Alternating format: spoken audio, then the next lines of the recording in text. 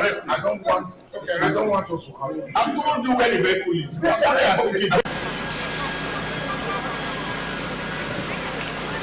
The truck was actually coming from Ring Road. It missed a step. So as it was trying to gather itself, it fell.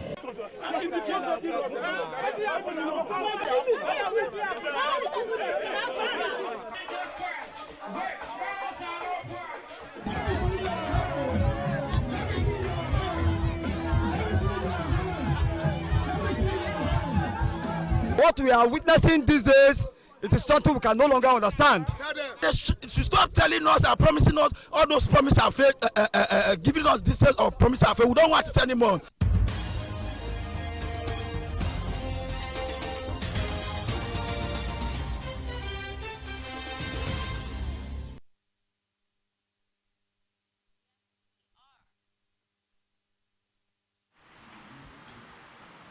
A very pleasant evening to you, and thank you for joining us on Beetv Major News at 6. My name is Temitope Oluwafemi. And now to the news in details. Residents along Boundary Road, GROA, Benin City, are grappling with persistent flooding that leaves the area waterlogged even after minimal rainfall, disrupting daily activities and restricting movement. BTV News' Zainab Mohammed reports that those living and working in the area are urging authorities to urgently address the poor drainage system responsible for the recurring situation. The report. Make up a call to this road. Make up a call to repair this road for us. They're not this. Okay. Sections of Boundary Road in the GRA have become heavily flooded even after light showers, submerging walkways, homes and nearby shops and making it extremely difficult to navigate. Vehicles are forced to drive through the water with caution, while pedestrians often take alternate routes to avoid the flooded areas. The persistent flooding has slowed daily activities, disrupted businesses and made movement along the road increasingly challenging for everyone in the community.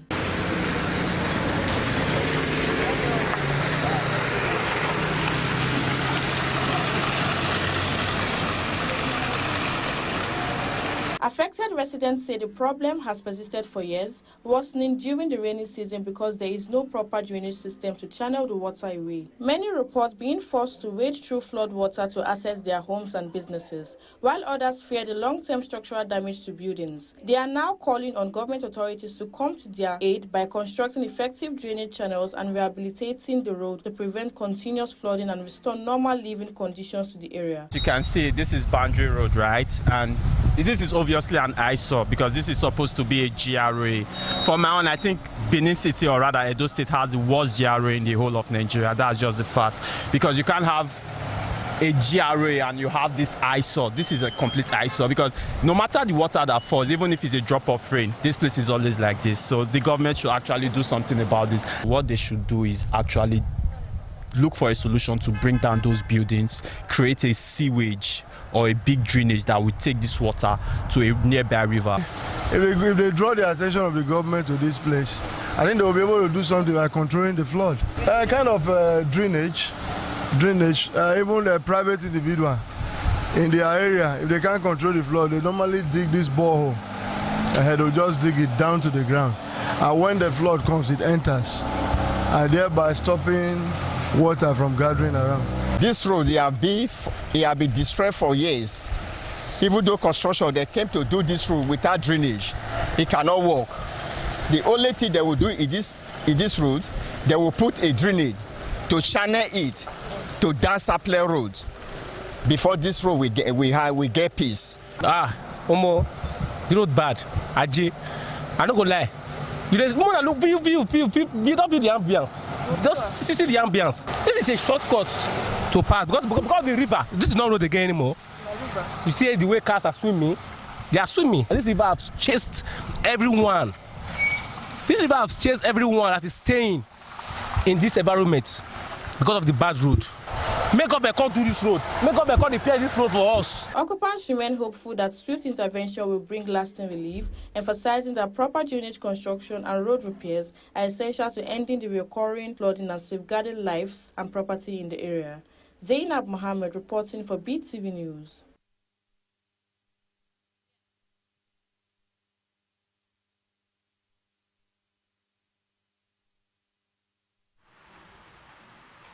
The Independent National Electoral Commission has announced that the 2027 Presidential and National Assembly elections will hold on February 20th, 2027, with governorship and state houses of assembly polls scheduled for March 6, 2027.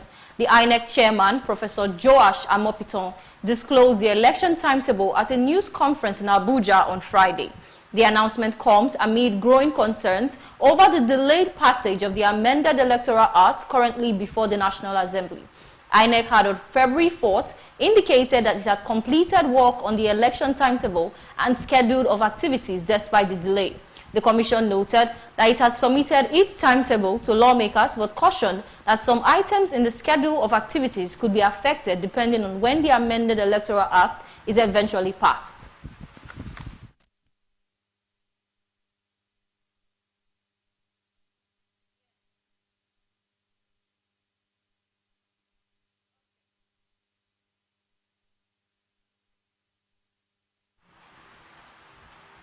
The executive chairman of the Edo State Sports Commission, Honorable Amadine Desmond Inabulele, has congratulated the governor of Edo State, Senator Monday Okpebholo, on his well-deserved recognition as Best Governor of the Year, Education by the management of New Telegraph newspaper.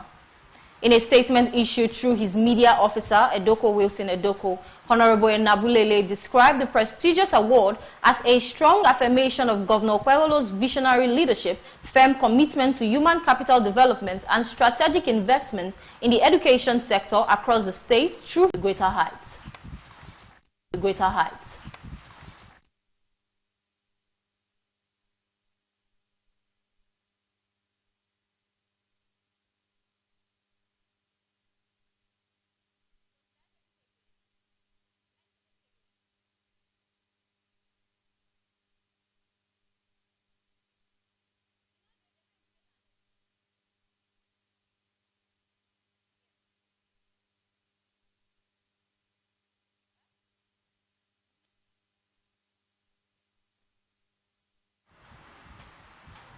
The increase of uncompleted buildings has become a significant concern across various parts of Nigeria, particularly Benin City, with local residents voicing apprehensions regarding the attendance, security, and environmental hazards. BTV News Kate Owarido quotes respondents as saying that uncompleted buildings are now commonly used as criminal hideouts by hoodlums. The report.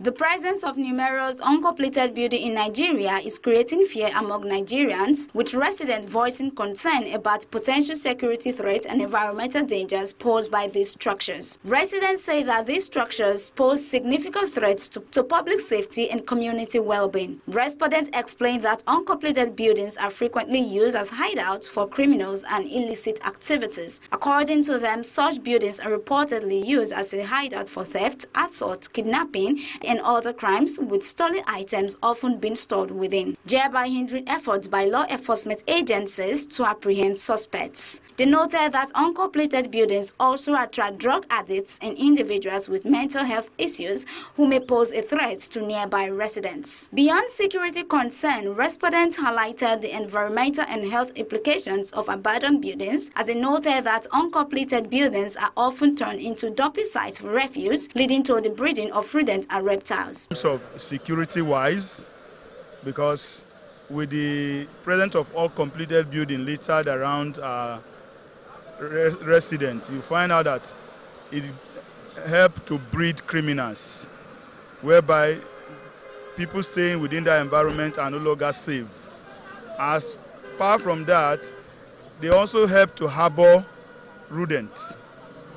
And they also help to harbor environmental hazard, because people tend to use them as refuge dump, and which is not healthy for people living within that environment. Residents say that the cause of the growing numbers of uncompleted buildings is attributed to the current economic challenges facing the country. They explain that the low income levels, rising costs of building materials, and financial instability have made it difficult for many properties owners to complete construction projects. They said as cost of living increases, many people can no longer afford to complete their houses, thereby leading to abandonment because funds are exhausted. Respondents, however, suggested said that residents in such areas should contribute funds to hire security personnel to patrol affected areas and prevent criminals' activities. They also urged property owners to secure their uncompleted buildings properly to prevent misuse. Are being used by the criminals. Yes, they use that place as their hideout. They remain there to go out with their ugly business that they are doing. So they use that place for raping. You understand? Number one thing, they rape people there. They smoke. They can even use that place as in whenever they want to go out to steal, they use that place. Residents appealed to government authorities to improve the standard of living by implementing policies that will boost citizens' income and reduce the high cost of building materials. Kate Owaridowo reporting for Beetv News.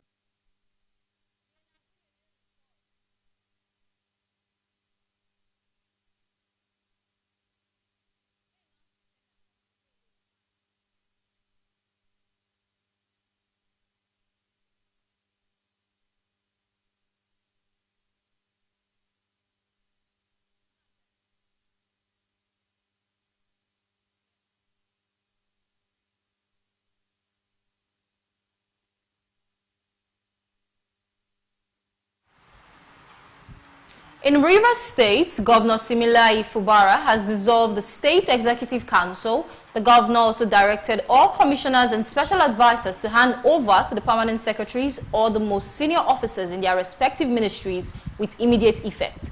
In a statement issued by his chief press secretary, Governor Fubara expressed appreciation to the outgoing members of the Executive Council for their service to the state and wished them well in their future endeavors. This development comes 48 hours after the Minister of the Federal Capital Territory, Nyesom Wike, confirmed reconciliation efforts aimed at resolving the political crisis in the state.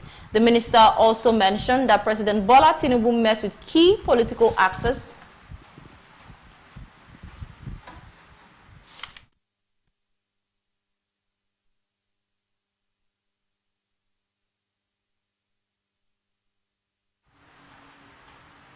The First Lady, Senator Oluremi Tinubu, has called for unity and collective responsibility in nation building.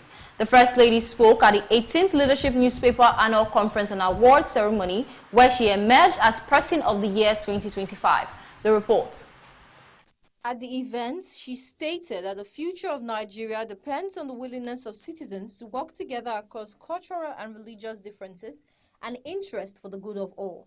Senator Oluremi Tinubu dedicated the award to those who have mentored her and continue to do so. Also at the event, the governor of Zamfara State, Dauda Lawal, received an award. I stand on the shoulders of a lot of people who have mentored and continue to mentor me. This award is for all those who have helped me along the way. It is also for the many Nigerians, especially women, young people, and community leaders who work quietly every day to uplift others and ignite hope in our nation. I equally commend your leadership and lifelong commitment to Africa's development on a global stage. We are very humbled, and it's an evidence that democracy is working in Nigeria. It's an evidence that despite what we do and where we work, there are institutions that are carefully watching, observing, recognizing performances of individuals assigned to serve our great nation, contributing our own quota in our various areas of job and endeavors towards national development. Also at the event, the governor of Zamfara State, Dauda Lawal, received the Leadership Governor of the Year award. He emphasized his administration's commitment to delivering visible progress and restoring confidence in governance in Zamfara State. Governor Lawal was commended for his outstanding performances, courageous leadership, and transformative initiative. Temitope Oluwafemi reporting for Beetv News.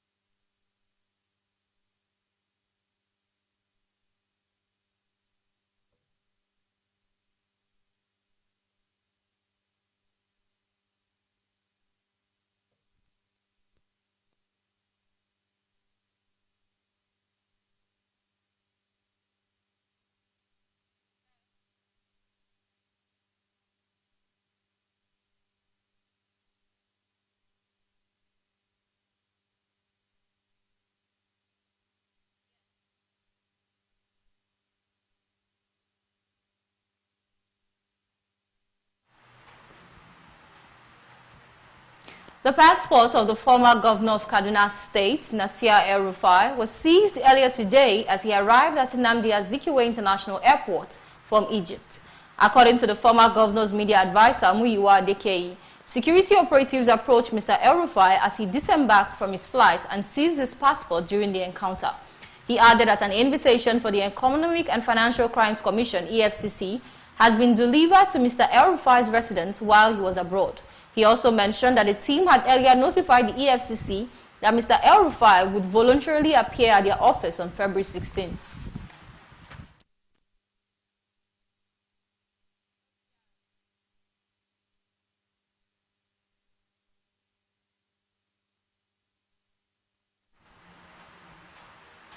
The Office of the Auditor General of the Federation says it has been unable to audit many of the country's foreign missions due to a lack of funds. It also raised concerns about increasingly unpaid rent and an acute staff shortage. The Auditor General of the Federation, Mr. Shakai Kaito Shira, disclosed this during the 2026 budget defense before the House of Representatives Public Account Committee. A review of the 2025 budget performance showed that although 653 million naira was appropriated for the audit of foreign missions, only 371 million naira was utilized, leaving 282 million naira unspent. Well spent and well audited, and all they have to audit the sum is less than 6 billion naira. For those who can do a math, that's what percentage of the total budget. Lack of administrative independence due to delay in the passage of the ODB, which has been passed and is waiting for concurrence with the National Assembly. Delay in accessing relevant records or documents from the audited entities, and delay in answering queries from MDAs. Delay in presentation of consolidated financial statement by the Accountant General of the Federation, inadequate funding for the office,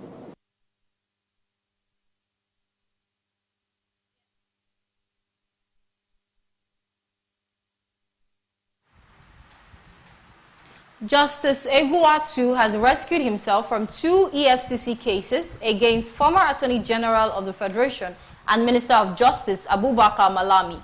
The cases were recently reassigned to him by the Chief Judge of the Federal High Court, Justice John Tusoho.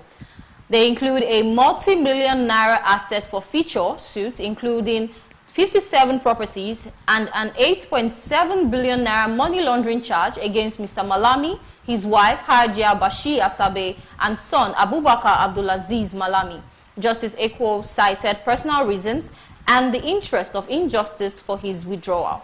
The development occurred when the civil suit concerning the 57 properties was called for mention.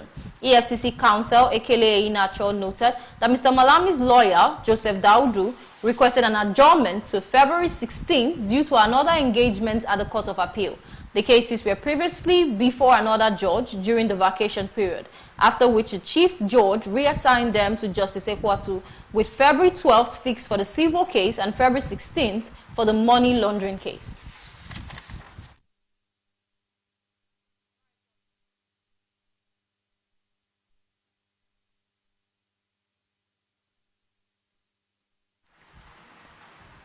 The dangerous practices of bus conductors hanging by the doors of moving vehicles has continued to pose serious threat to road safety across major cities in Nigeria. Beetv News' Daniel Shedrack reports that across busy routes, it is common to see conductors clinging to the doors, rear bumpers, or sides of moving minibuses, popularly known as danfo. The behavior is often observed during peak traffic hours when buses are overcrowded. The report. Many conductors resort to hanging outside vehicles in an effort to attract more passengers, make quick stops, and maximize daily earnings. Most commercial bus operators pay conductors based on daily returns, creating pressure to complete as many trips as possible.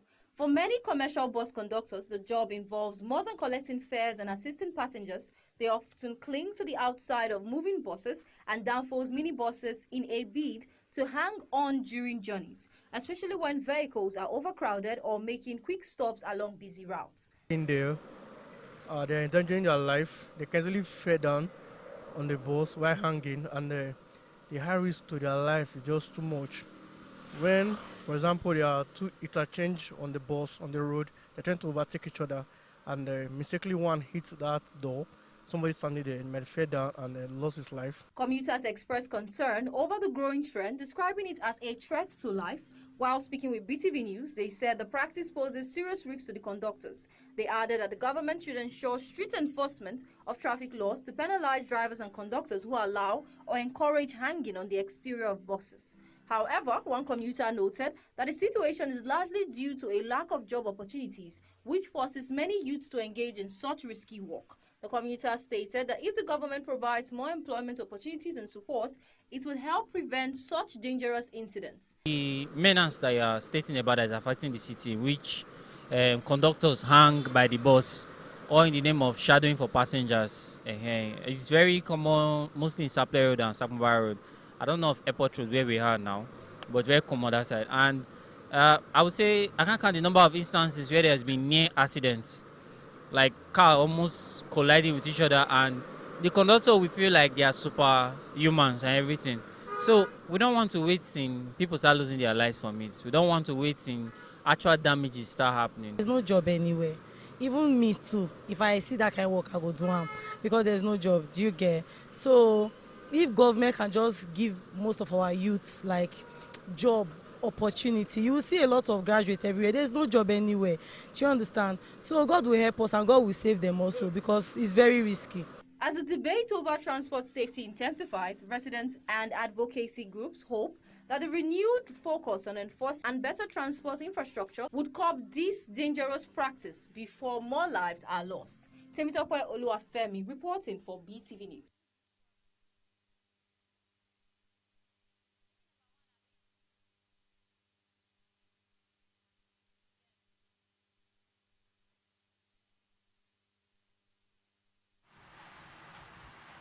The Edo State Ministry of Power has engaged the management of Benin Electricity Distribution Company BEDC in a high-level stakeholders meeting aimed at addressing persistent electricity challenges across the state. Beetv News' Zainab Mohammed reports that the engagement held at the ministry's conference facility in Benin City brought together government officials, BEDC management, technical staff, and community representatives who deliberated on power allocation, measuring concerns, infrastructure gaps, and service delivery. The report is presented by Beetv News senior reporter Best Orator. In a bid to resolve persistent electricity challenges, the Edo State Ministry of Power held a strategic session with the management of the Benin Electricity Distribution Company to address outages, billing issues, and infrastructure gaps while exploring solutions for reliable power supply. In his opening address, the Honorable Commissioner for Power in Edo State, Barrister Paul Usembo, emphasized that the engagement was convened to critically examine the state of electricity supply and chart practical solutions for residents and businesses. He described power as central to economic growth and social development, stressing that Edo State cannot achieve its industrial ambitions without improved and stable electricity. The commissioner noted that the meeting was not to trade blame, but to foster transparency, accountability, and collaboration between government, the distribution company, and consumers. We are here today to engage on an urgent priority of electricity supply and the state of affairs in the state. Power is the engine of economic growth for every society. This is a priority to our state government to engage in the shortage of supply of power to the generality of the states. We also want to deliberate on the challenges faced by the BEDC in carrying out the operations. This engagement is not about apportioning blames, but to define solutions to the challenges that beset the power sector in To address pressing concerns in the power sector, a question and answer session was held where stakeholders raised issues of inconsistent billing, prolonged outages, and non-energized transformers. Responding, BEDC Managing Director explained that Edo State currently receives just 300 megawatts from the national grid, creating significant supply shortfalls. Customers affected by prolonged transformer faults, according to him, are placed on suspended accounts to avoid billing, and load distribution follows national service brand regulations. We need about 320 megawatts to supply only about 8 years alone. What we get in terms of grid supply average lately is around 300 and something. So it means even about 8 below, nothing left for us. So we are not a generating company. And I have said, I want to reiterate that it is to the extent that I have that I give. The session reached its peak when the commissioner posed a direct question demanding clear timelines and measurable improvements in electricity service delivery to Edo people, which was subsequently addressed by the BEDC management. Ekpoma is now having a concentrated supply as I speak. Ujele, a commercial feeder, is already on band A, receiving at least 20 hours daily. Ekpoma town is now on the way to approval for band A to make sure that they get 22 hours. Now, those are 2 feeders out of 4, and it's going to happen. In Auchi, we just hired another transformer, is 0.5 MV in the substation, and because of that, Auchi GRA 11 is already marked for band A to move it to 20 hours daily. These are all efforts to make sure that you get a good state to address supply. In an interview, the Commissioner for Power, Barrister Paul Usembo, described the stakeholders' engagement with BEDC as a renewed commitment to improving electricity supply in Edo State. He highlighted government efforts to strengthen infrastructure, enhance metering, and encourage private sector participation to deliver more reliable power to residents, businesses, and public institutions. The Commissioner also noted plans for a state-backed metering initiative and a franchising model to reduce. Basically, this installation is to supply power to the military base hospital. There is no other third party, no other production. Outside. A special advisor to Governor Pueblo on climate change and green economy, Tenebe Collins, described the state's renewable energy projects, including solar installations at the military base and a solar farm, as a welcome development. Each generates 1.5 kilowatts with room for expansion, showcasing the role of private sector investment in sustainable energy and reinforcing Edo State's electricity infrastructure. At the military base, I was quite impressed based on the fact that the solar energy and the solar energy there, it's quite enormous. A generation of 1.5 kilowatts of energy, and the plant could also be upscaled to 1 megawatt. When you look at this holistically, you find out that the Shine agenda aligns with what we are seeing today in the mini grids all around the state. So I would advise that private industries, private companies come into the power sector to at least assist the national grid in generation of energy. The Edo State government reaffirmed its commitment to electricity farms, assuring residents that collaboration, investment, and regulatory compliance will gradually improve power supply across the state. Best Orator reporting for BTV News.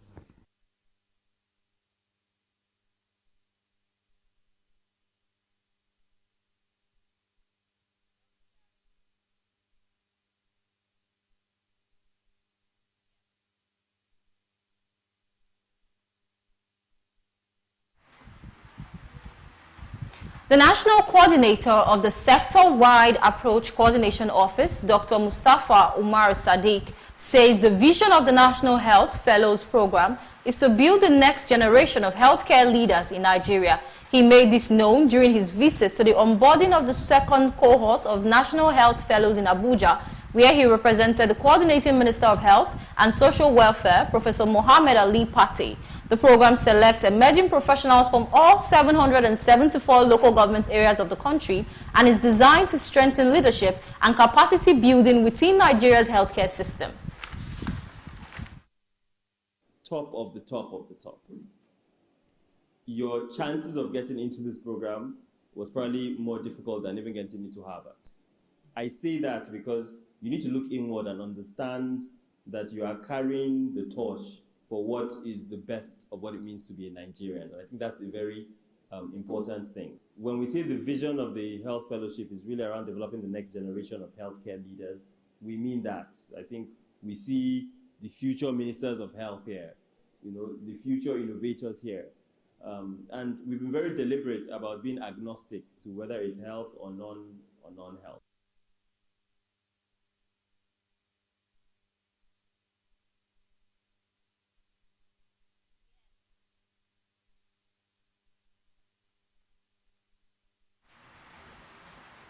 In Ekiti State, the wife of the governor, Dr. Olayemi Oyebanji, has reaffirmed the state government's commitment to eradicating female genital mutilation (FGM).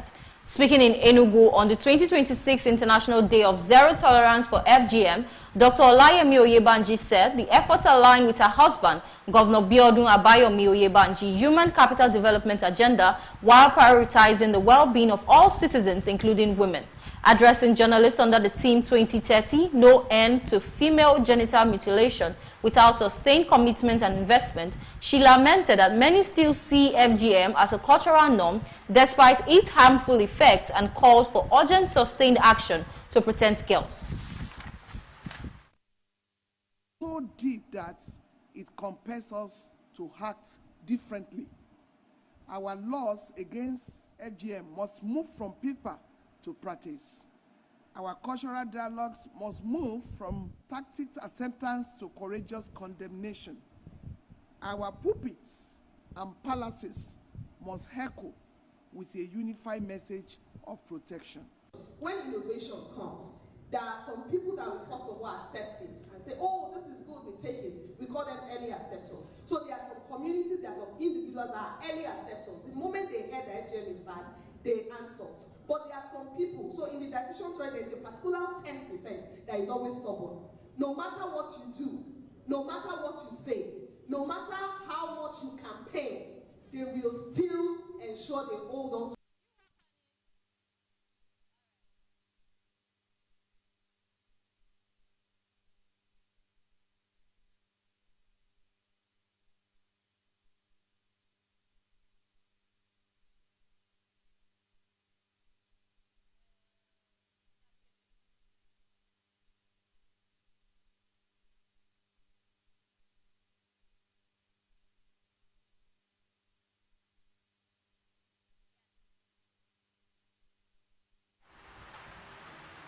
Moving on to the world of business. 7 power plants across Nigeria are expected to face gas supply constraints as Seaplant Energy shuts down a major facility for scheduled maintenance, raising concerns about positive electricity shortfalls and blackouts. The Nigerian Independent System Operator, NISO, has warned. The report. Power plants expected to be directly affected include Egbai Power Plant, Azura Edo Power Plant, Saple Power Plant, and Transcorp Power Plant. Others likely to experience indirect constraints due to network-wide gas balancing effects are NDPHC Saple Power Plant, Olorunshogbo Power Plant, and Omotosho Power Plant. The maintenance will affect gas supply into the NNPC Gas Infrastructure Company Limited pipeline network, temporarily reducing thermal generation capacity on the national grid. According to NISO, the 4-day maintenance could lead to a generation shortfall of about 934.96 megawatts, representing roughly 19.67% of the combined available thermal and hydro capacity of 4,753.10 MW on the grid. In a separate statement, NISO Management and NNPC Limited confirmed that gas supply to 7 grid-connected plants will be curtailed during the exercise. Tinubu approves expansion of legacy road projects nationwide. The federal government has approved major road expansions across Nigeria, including a 8.7-kilometer extension of the Bodo-Boni Road in the Niger Delta and the construction of the Akwanga-Jos-Bauchi-Gombe-Maiduguri corridor, reinforcing its commitment to strategic infrastructure, regional integration, and economic growth. The Minister of Works, David Umahi, disclosed the developments during a press briefing at the Ministry of Works Conference Hall in Abuja, describing the approvals as part of President Bola Tinubu's directive to accelerate critical road projects nationwide. The Bodo-Boni Road extension, he said, would significantly enhance access to coastal communities, support trade, and strengthen integration within Rivers State and the wider South-South region. Customs approved Lagos Free Zone Green Channel. In a move to advance Nigerians' trade facilitation, the Nigeria Customs Service has approved the activation of the Lagos Free Zone Green Channel, a dedicated corridor enabling the seamless controlled movement of free zone cargo directly from the Lekki Deep Sea Port to the Lagos Free Zone. As the only free zone in Nigeria with the Lekki Deep Sea Port as its anchor tenant, Lagos Free Zone is now uniquely positioned to offer a competitive advantage in inward logistics. A statement from the Free Zone on Thursday, it was stated that with the official sanction from the NCS-LFZ has become the first and only zone in the country to operate a sanctioned grid channel, reflecting globally recognized ports to free zone logistics and customs integration models implemented in leading trade hubs in the Middle East and Asia. By eliminating traditional bottlenecks between the port and the zone, the Lagos Free Zone Green Channel transforms the operational landscape for tenants. The dedicated corridor enables a port-to-factory velocity that converts location within the zone into a strategic edge, reducing capital tied up in demurrage and truck wait times. Temitope Oluwafemi reporting for BTV News.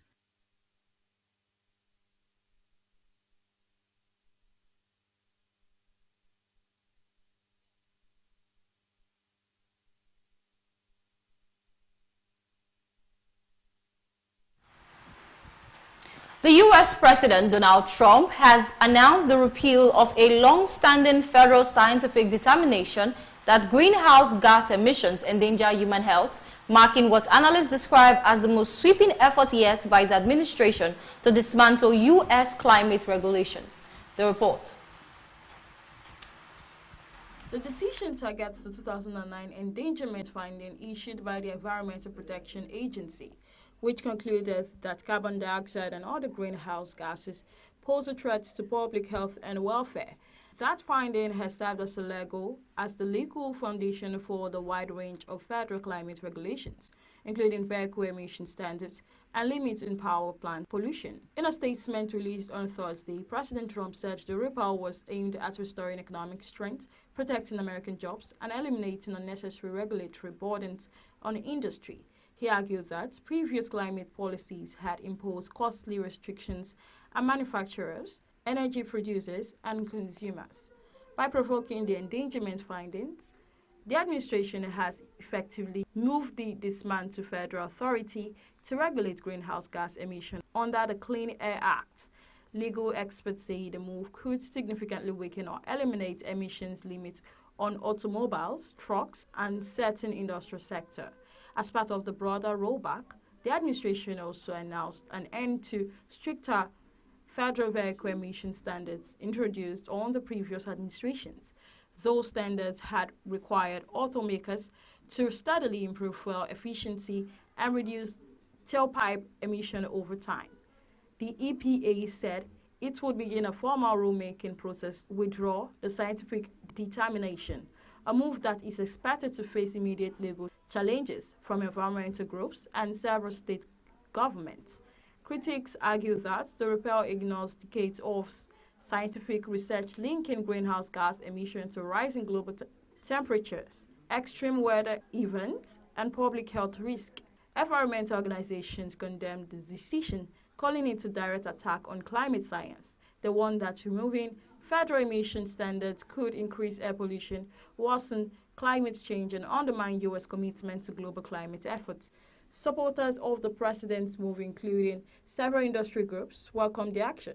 They contend that climate regulations have driven up production costs and contributed to higher vehicle prices and energy expenses for American households. The original endangerment finding followed a 2007 Supreme Court ruling in Massachusetts, EPA, which determined that greenhouse gases qualify as pollutants under the Clean Air Act and that the EP must regulate them if found to endanger public health.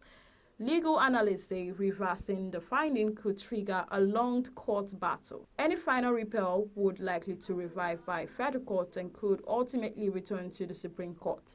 The move represents a significant shift in U.S. environmental policy and signals a renewed push by the Trump administration to prioritize domestic energy production and deregulation over federal climate initiatives. Favor Kolawole reporting for Beetv News.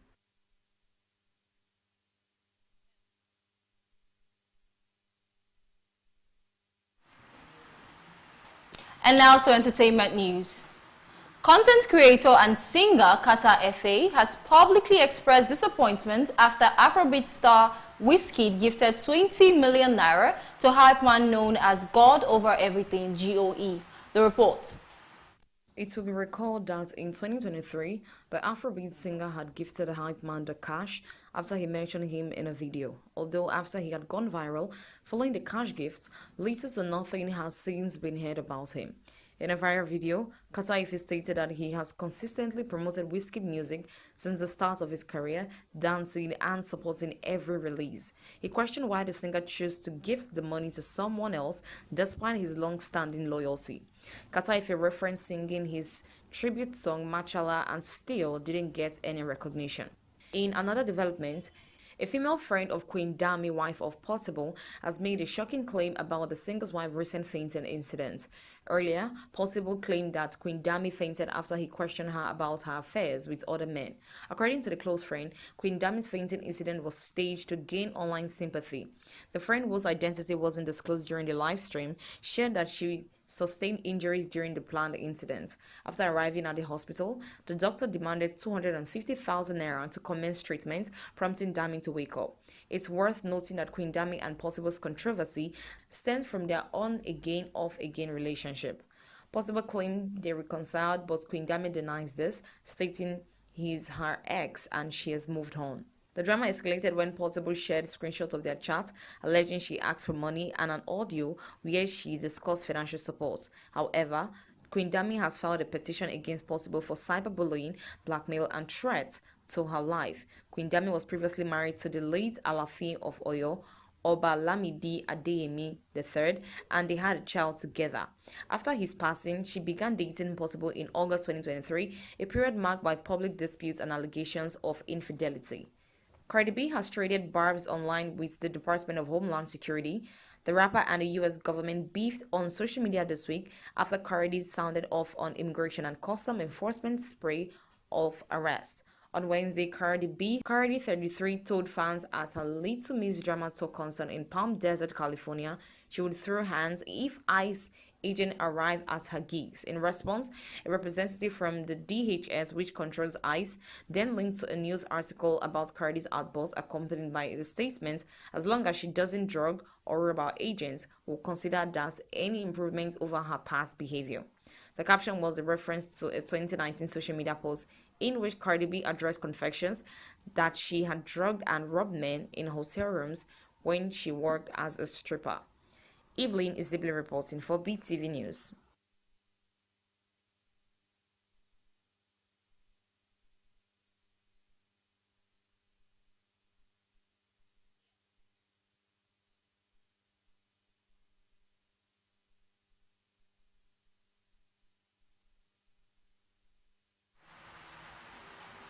And now to the world of sports. Team Nigeria has been handed a feisty World Group 2 draw in the 2026 Davis Cup, where they will face Morocco for a place in World Cup Group 1 in September. The draw for the world's premier international men's team tennis competition renews the recent rivalry between Nigeria and Morocco, which was reignited at the just concluded 2025 African Cup of Nations hosted by the North Africans. After a tense 120 minutes of football marred by controversial refereeing decisions, Nigeria lost the semi-finals 4-2 on penalties. Like the AFCON clash, the Davis Cup World Group 2 tie will also be played in Morocco. Morocco dropped to World Group 2 after losing their World Group 1 playoff against Colombia at the USM Tennis Club Stadium in Casablanca. That feature was also marred by provocative scenes both on the court and in the stands. To advance to World Group 2, Nigeria defeated higher-ranked Uzbekistan 3-1 at the Lagos Lawn Tennis Club, a result that has sparked renewed ambition among administrators and players and improved Nigeria's position in the Davis Cup rankings.